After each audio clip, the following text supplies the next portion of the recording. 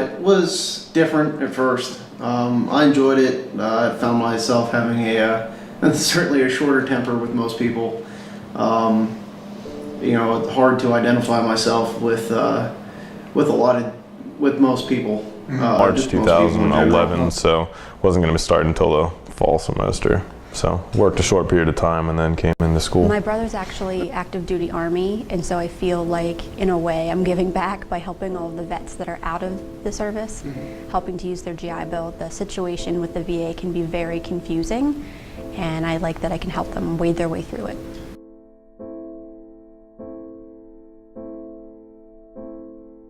Daniel Tote, and I was in the military active duty for 4 years, 2007 to 2011. December 7th, 2012.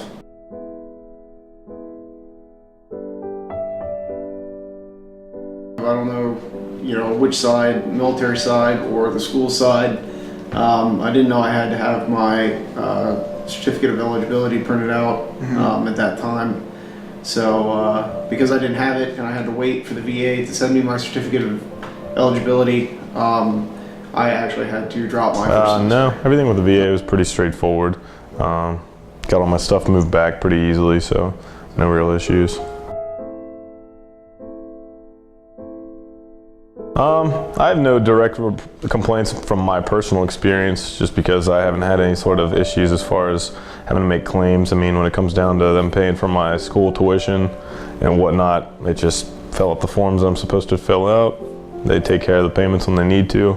So I've never had any issues with that. The VA office on campus was actually very helpful.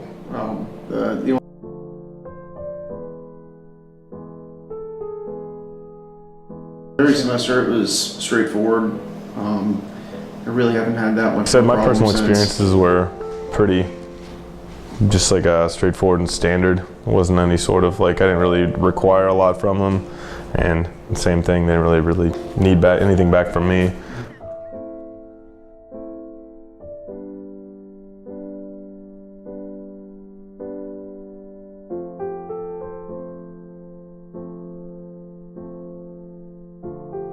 I am an administrative support specialist for the Office of Veterans Programs here at Penn State University Park. My boss does really let me take care of business, but his door is always open if I have a question or if I'm not sure how to proceed. He's always there if I have a problem. Occasionally he'll send me emails or different new jobs that aren't everyday things, but he usually gives me some directions and lets me go.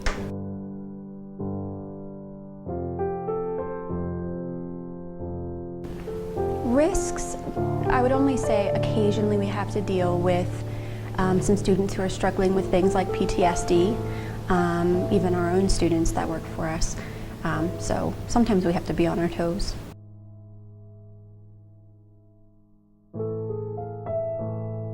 I do. I think by educating our veterans, not only are we helping them to succeed in life after the military, but it's just going to benefit our entire population to have more educated individuals, especially vets, in our communities.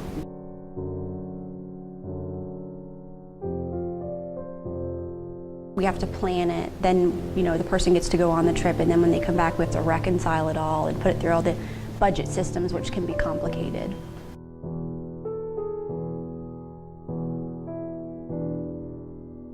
The best part of my job is being able to see someone, their paperwork through the beginning to the end, to see them graduate, to see that we help them make it through and that they did it and they're off to something new and exciting. We have work study students in our office, and a lot of times I get to bond with those students and get to know where they're from, get to know where they're going, and I just think that that's, pulls on your heartstrings. It's just a good benefit.